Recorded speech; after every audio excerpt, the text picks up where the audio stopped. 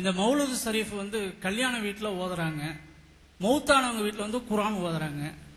இது ஏன் இந்த மாற்றம்? மௌத்தான வீட்டில் குர்ஆன் ஓதுறது பல தமிழ்நாட்டில் பல இடங்களில் இது நடக்குது. மௌத்தானாங்கன்னா அவங்க வீட்டில் போய் சத்தம் ஓதுறது, கல்யாணம் நாளைக்குன்னா அன்னைக்கு நைட்டு மௌலூது ஷரீஃப் ஓதுறது. இதை வந்து கேட்கறாங்க எங்கள்கிட்ட. நாங்கள் எப்படி உலமாக்கள் நாங்கள் எப்படி விளக்கம் கொடுக்கறது அவங்களுக்கு? இந்த மாதிரி எங்க நடக்குங்கிறது எனக்கு தெரியல.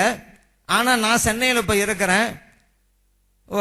கடை திறக்கிறாங்க, ஒரு மகிழ்ச்சிகரமான செய்தி தான். வீடு குடி போறாங்க, ஒரு மகிழ்ச்சிகரமான காரியம்தான். அங்க குர்ஆன் ஷரீஃப் ஓதுறாங்க, மௌலித் ஷரீஃப் ஓதுறாங்க. ஏன்னா ஆலிம்கள் அழைக்கிறாங்க, ஒரு வீடு குடி போறாங்க, கூப்பிடுறாங்க. குர்ஆன் ஷரீஃப் ஃபர்ஸ்ட் எல்லா ஆலிம்களும் சேர்ந்து ஓதுறாங்க, அப்புறம் மௌலித் ஓதுறாங்க. இப்படியெல்லாம் யாரும் பிரிக்க கிடையாது. விவரம் தெரியாதவங்க ஏதாவது ஒரு குற்றச்சாட்டு வைக்கணுங்கிறதுக்கு தான் இப்படி சொல்லுவாங்க. உண்மையிலேயே ரெண்டு இடத்துல நடக்குது. அதே போல இறந்தவர்களுக்கு தான் குர்ஆனை ஓதுறாங்க, மௌலித் ஓதுறது இல்ல என்பதும் பொய் குற்றச்சாட்டு தான். ஏன் இதே சென்னையில ஒரு ஆள் இறந்து போயிருப்பாரு, 40வது ஃபாத்தியா அன்னைக்கு இரவு முழுவதும் மௌலித் ஷரீஃப் ஓதப்படுகிறது. அதனால குர்ஆன் வந்து இறந்து போனவங்களுக்கு மௌலித் வந்து நல்ல காரியத்துக்கு அப்படிங்கறதெல்லாம் போய் இப்படி இஸ்லாமியில் செய்தில்லை.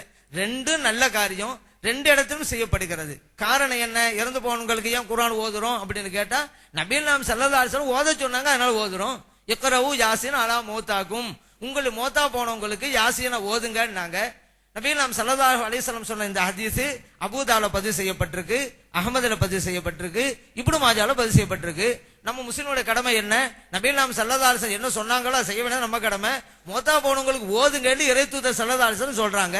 அவங்கள பின்பற்றி நடக்கணும்னு அல்லாஹ் குர்ஆன்ல சொல்லி காட்டுறான். அத்தியுல்லாஹ் வாத்தியுர் ரசூல், அல்லாஹ்க்கு கட்டுப்படுங்க, அல்லாஹ்வோட ரசூல் ஸல்லல்லாஹு அலைஹி வஸல்லம் அவங்களும் கட்டுப்படுங்கன்னு அல்லாஹ் சொன்னதை நம்ம செஞ்சு காட்டுறோம். ஸல்லல்லாஹு அலைஹி வஸல்லம் எதை செய்ய சொன்னாங்களோ அதை செஞ்சுக்கிட்டு இருக்கிறோம்.